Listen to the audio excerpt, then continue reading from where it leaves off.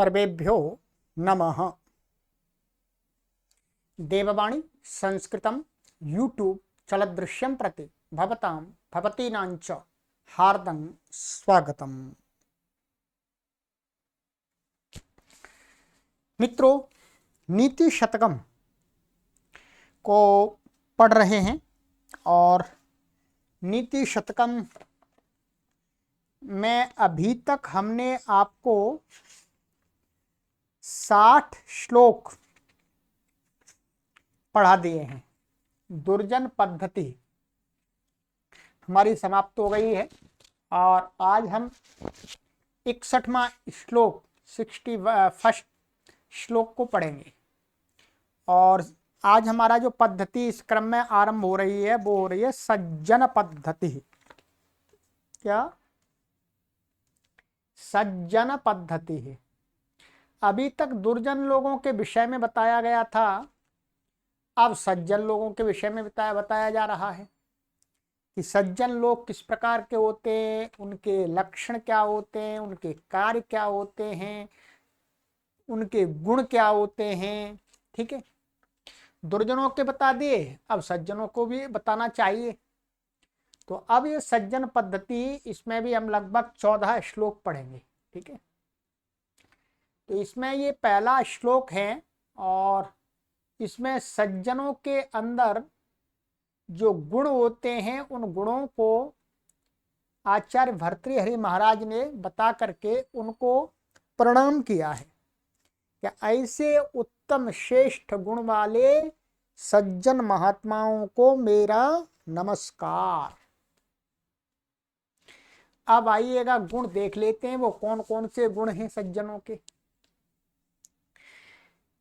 ये शार्दूल विक्रीडित छंद है हमारा। ठीक है, बहुत बार पहले भी आ चुका है। आइएगा, आचार्य भर्तृहरि महाराज कहते हैं, वांछा सज्जन संग में परगुणे प्रीतिर्गौरौ नम्रता विद्यायां व्यसनं स्वायोषितिरतिर्लोकापवादात् भयम् भक्तिः शूलिनी शक्तिरात्मदमने संसर्गमुक्तिः खले एते येषु वसन्ति निर्मलगुणास् तेभ्यो नरेभ्यो नमः। बहुत सुंदर है, सरल भाषा में। आप थोड़ी सी भी संस्कृत जानते हैं तो आप इस श्लोक का अर्थ आराम से कर सकते हैं। चलिएगा, अब इसमें अन्वय देख लेते हैं, पदों को हमें किस प्रकार से रखना होता है अर्थ करने के लिए। अन्वय में यहां बताया कि सज्जन संगमे, ये आ गया पहला। ठीक है, वांछा पारागुणे, पारागुणे प्रीति ही, प्रीति आ गया। गौरव नम्रता, ये आ गया क्रम से। विद्यायां व्यसनम, विद्यायां व्यसनम। स्वायोषिति रतिः, स्वायोषिति रतिः। लोकापवादात् भयम, लोकापवादात् भयम। ठीक है, शूलिनी भक्ति ही। ठीक है, तो शूलिनी भक्ति, ये भक्ति पीछे चला जाएगा। ठीक है, शक्तिरात्म दमने संसर्ग मुक्ति, तो कहते हैं इसमें आत्म दमने शक्ति ही और खले संसर्ग मुक्ति ही। येषु, येषु एते, एते निर्मल गुणाः, निर्मल गुणाः वसन्ति, वसन्ति रहते हैं। तेभ्यः नरेभ्यः नमः, तेभ्यः तेभ्यो नारेभ्यो नमः। तो अलग अलग तोड़ के, संधि तोड़ के पड़ा हुआ है, इसलिए इस प्रकार से किया हुआ है। ठीक है, चलिएगा।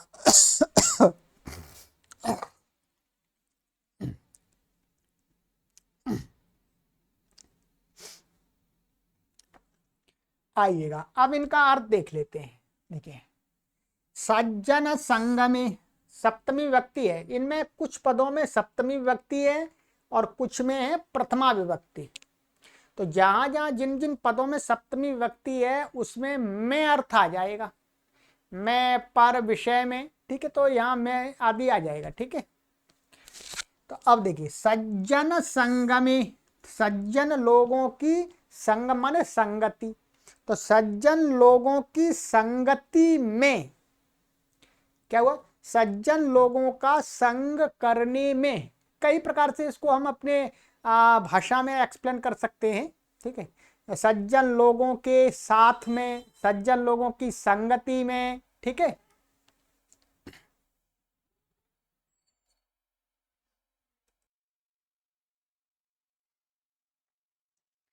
तो वांछा, वांछा माने इच्छा, अर्थात सज्जन लोगों की संगति करने में इच्छा।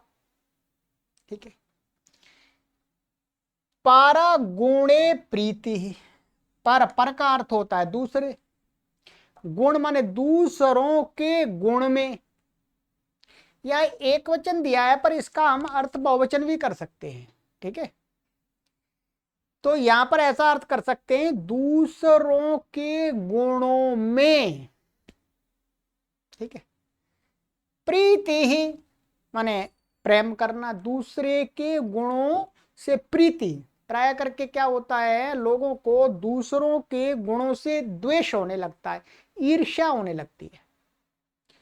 परंतु ये कह रहे हैं, दूसरे व्यक्तियों के गुणों को देख करके उन गुणों के प्रति प्रीति उत्पन्न होना, उन गुणों से प्रेम करना। ठीक है, अर्थात किसी के अंदर मैंने गुण देखे तो उन गुणों से ऐसा प्रेम करना कि इन गुणों को मैं भी धारण करूं, ये प्रीति हो गई। और कहते हैं गुरु नम्रता, गुरु गुरु गुरु माने सप्तमी का एक वचन है, ये भी सप्तमी एक वचन, ये भी सप्तमी एक वचन। गुरु माने गुरुओं के प्रति अथवा गुरुओं में अथवा गुरु में। नम्रता माने गुरु में नम्रता, विनम्रता, गुरु के प्रति नम्रता, गुरु के लिए नम्रता, गुरु के समक्ष अहंकारी नहीं बनना, घमंडी नहीं बनना है। गुरु के प्रति जब जाएं गुरु के पास में तो विनम्र हो करके, तो गुरु में विनम्रता। और विद्यायाम व्यसनम, और कहते हैं विद्या में, विद्या में माने विद्या के विषय में, अर्थात ज्ञान प्राप्ति के विषय में क्या होना चाहिए, व्यसन। व्यसन माने और मैं विद्या को प्राप्त करूं और ज्ञान को प्राप्त करूं। ऐसा नहीं बहुत पढ़ ली, बहुत हो गया, अब नहीं पढ़ने का समय चला गया, नहीं।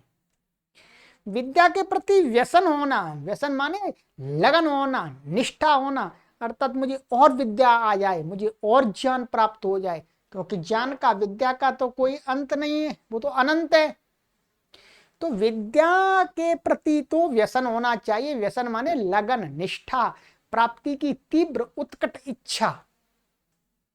ठीक है, तो ये विद्यायाम, ये भी सप्तमी विभक्ति एक वचन विद्या में। स्वयोषिति रति है, स्व माने अपनी, योषिति ये सप्तमी का है, ये भी ठीक है। स्वयोषित तकारांत शब्द है, सप्तमी में योषिति बनेगा। तो अपनी पत्नी माने अपना जो जीवन साथी है, उस जीवन साथी में ही रति माने अपनी शारीरिक तृप्ति रखना।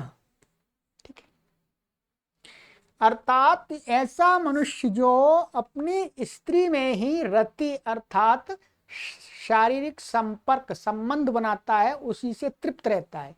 इधर उधर अन्य स्त्रियों के साथ में उसको संबंध बनाने की इच्छा नहीं होती है, अर्थात अपनी ही स्त्री में रति ही अर्थात अपनी तृप्ति करना, संतुष्ट रहना। और कहते हैं लोकापवादात भयम। यहां पर ये पंचमी है। यहां पर लोक, लोक माने संसार अथवा संसार के लोग भी लोक होते हैं। तो लोगों के अपवाद माने लोगों के अपवाद का अर्थ यहां पर हो जाएगा लोगों के प्रति लोगों की निंदा से भय। माने कोई मैं गलत कार्य करूं तो लोग मेरी निंदा करेंगे, तो लोगों के निंदा से भय होना चाहिए। माने भय, मैं कोई गलत कार्य करूंगा तो क्या लोग मेरी निंदा करेंगे, तो मुझे भय होना चाहिए लोगों की निंदा से, अर्थात लोग मेरी निंदा करेंगे, मैं ये गलत काम नहीं करूंगा जी। इस प्रकार का लोकापवादात भयं, लोगों की निंदा आदि से भय। ये पंचमी व्यक्ति एक वचनांत है।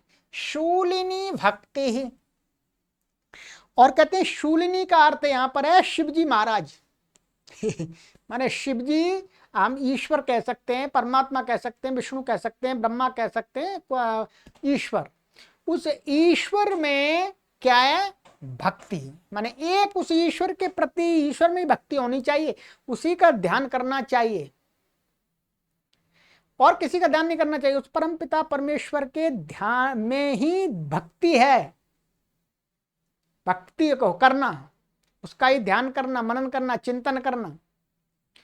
और आत्मा दमने शक्ति, आत्मा ने अपनी इंद्रियों को दमन करने में जिसका सामर्थ्य है, जिसमें सामर्थ्य है, माने अपनी इंद्रियों को अपने वश में करने की शक्ति होना।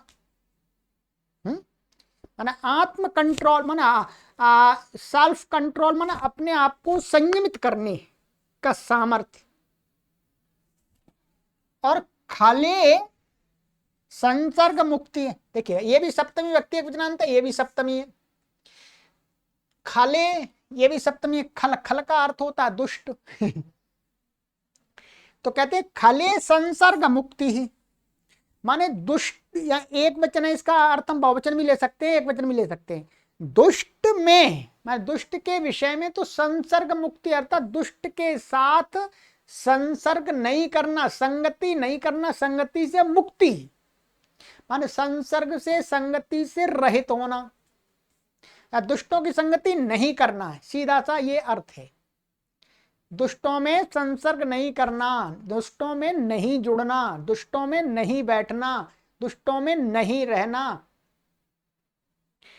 कहते हैं येषु माने जिन मनुष्यों में, येषु मनुष्येषु, जिन मनुष्यों में, मनुष्यों का अर्थ आ गया इसमें स्त्री भी आ गई, पुरुष भी आ गए, ठीक है।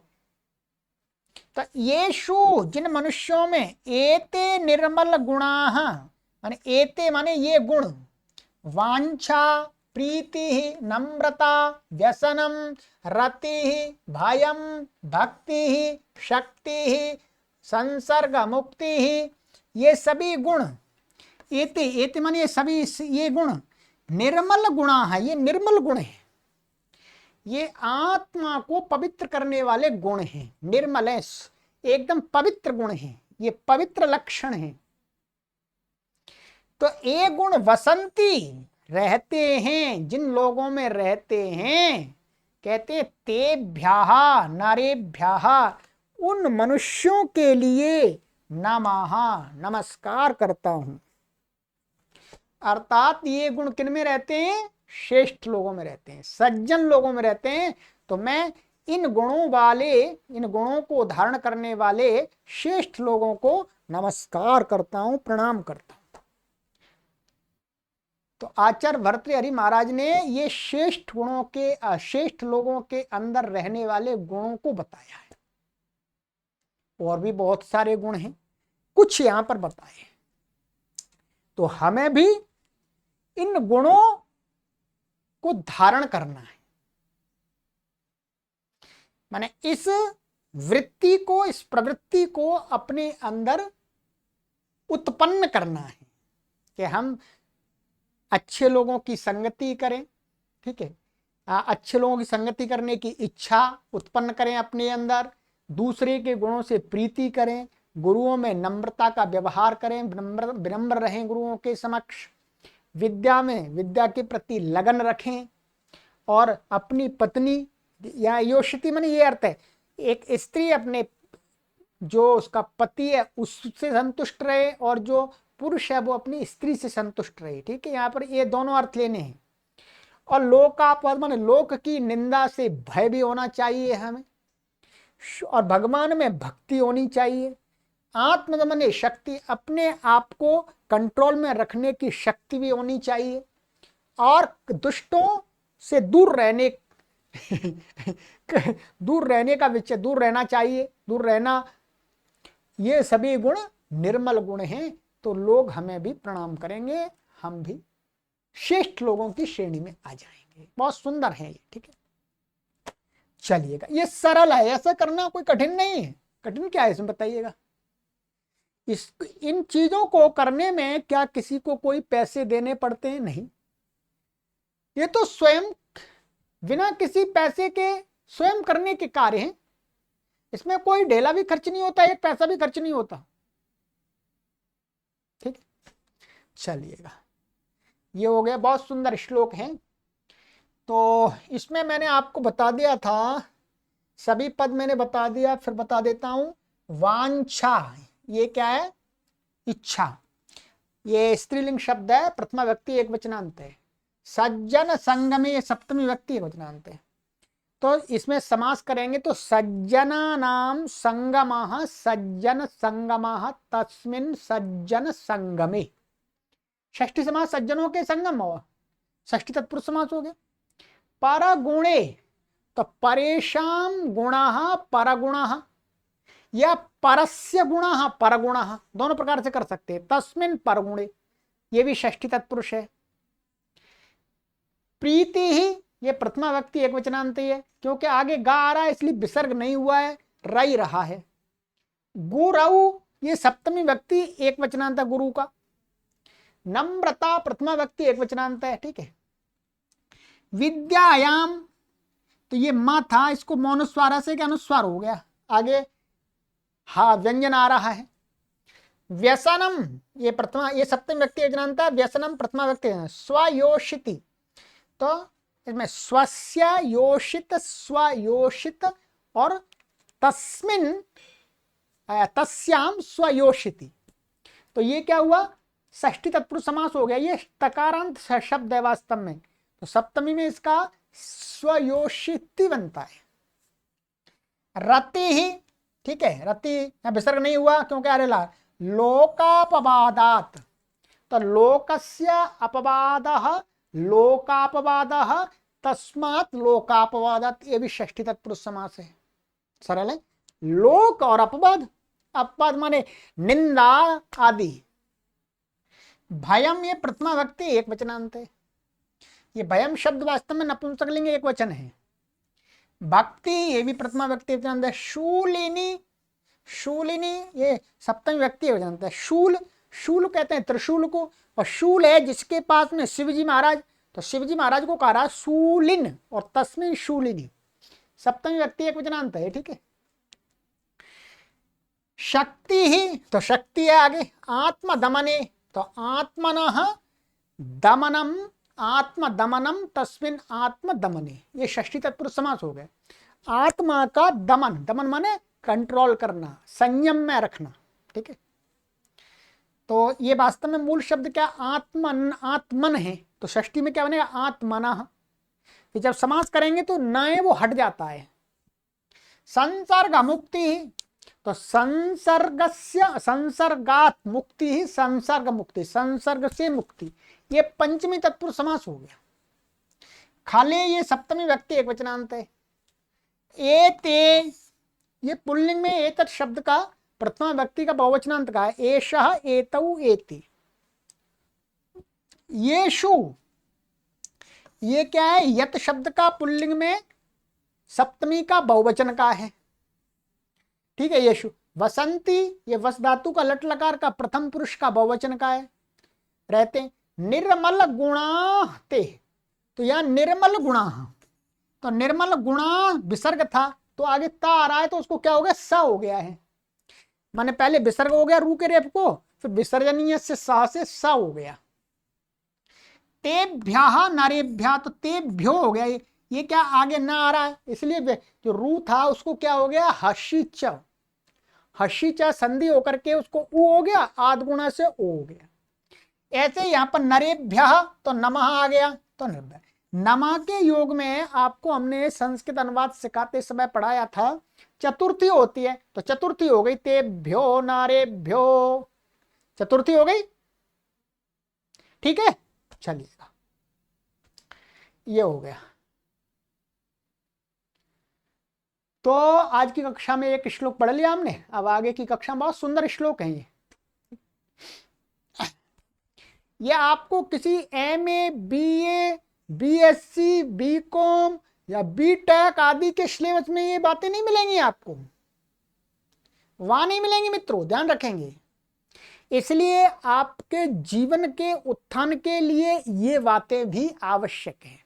हाँ, वो पढ़ाई भी आवश्यक है, BCom BTech BSc BA MA MSc आदि, परंतु उसके साथ साथ आपको इन बातों का भी ज्ञान है, तो आपकी जो विद्या है, आपकी जो डिग्री है, आपका जो जीवन है, वो 100% सफल हो जाएगा, ये ध्यान रखिएगा।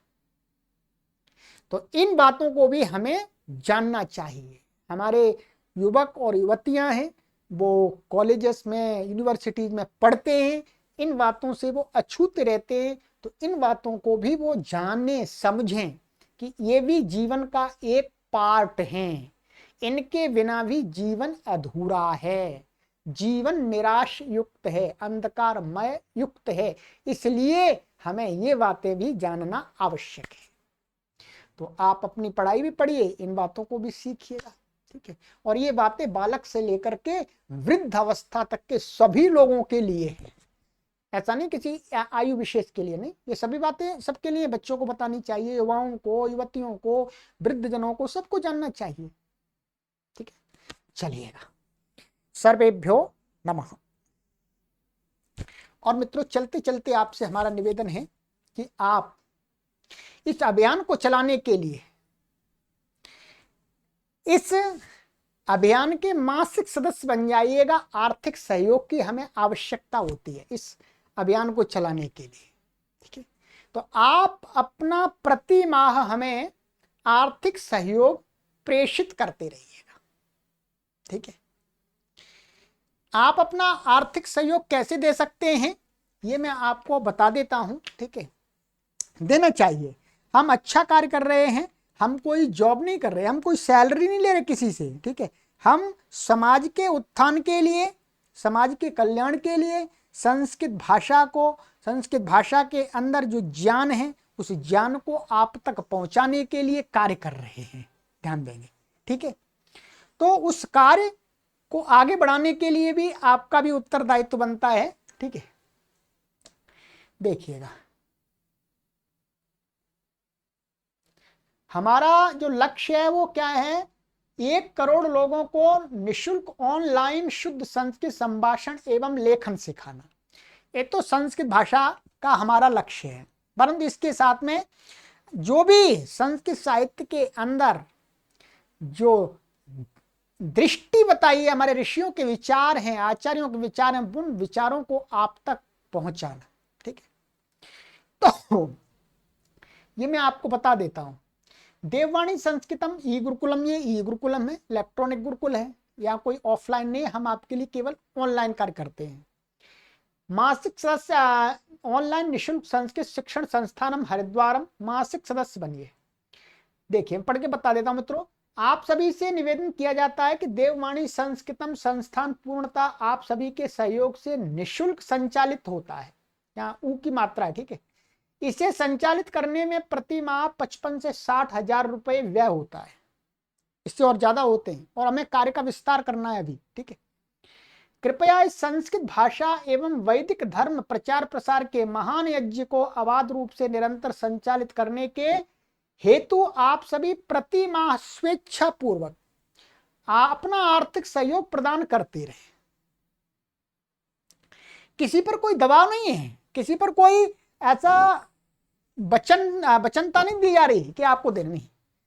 आप स्वेच्छा पूर्वक अपने मन में ऐसा विचार करके कि मैं शुल्क नहीं दे रहा, फीस नहीं दे रहा, मैं एक अच्छे कार्य को बढ़ाने के लिए अपना सहयोग दे रहा हूं, इस भाव से। ठीक है, ये अकाउंट नंबर है, इससे सभी गतिविधियां भी संचालित की जा रही हैं, ध्यान रखेंगे। और ये व्हाट्सएप नंबर है, गूगल पे, फोन पे, पेटीएम नंबर ये दिया गया है 9582104261। ठीक है, और सरलता से आप अपना सहयोग हमें प्रति माह भेजते रहे मित्रों। चाहे आप भेजिएगा हमको 1 रुपया, चाहे भेजिएगा आप 1100 रुपये, चाहे 2100 रुपये, चाहे आप 5100 रुपये, आपको भगवान ने जितना सामर्थ्य दिया है उस सामर्थ्य के अनुसार भेजिएगा। ठीक है, सबका सहयोग चाहिए हमें। ये QR कोड है, इसको आप आराम से स्कैन करके अपना सहयोग दे सकते हैं, दे सकते नहीं, देना चाहिए। क्योंकि हम ये कहें हम पढ़ा सकते हैं, नहीं, हमें पढ़ाना चाहिए और हम पढ़ा रहे हैं। हमें निःशुल्क पढ़ाना चाहिए, हम निःशुल्क पढ़ा रहे हैं। ठीक है, तो इसलिए आपका भी कर्तव्य बनता है, उत्तरदायित्व बनता है कि आपको भी इस महान यज्ञ में अपना आर्थिक सहयोग करना चाहिए अथवा करना है, इस विचार के साथ। ठीक है, चलिएगा, वीडियो के डिस्क्रिप्शन में भी मैंने डिटेल डाल दी है, वहां से भी आप देख सकते हैं। बाकी आप व्हाट्सएप पर संपर्क कर लीजिएगा। ठीक है, परमपिता परमेश्वर से आप सभी दानी महान भावों के उत्तम स्वास्थ्य, मंगलमय जीवन, सुखमय शांतिमय जीवन के लिए प्रार्थना करते हैं। परमपिता परमेश्वर आप सभी को उत्तम स्वास्थ्य, सुखमय शांतिमय मंगलमय जीवन प्रदान करें। ओम ओम ओम शांति शांति शांति।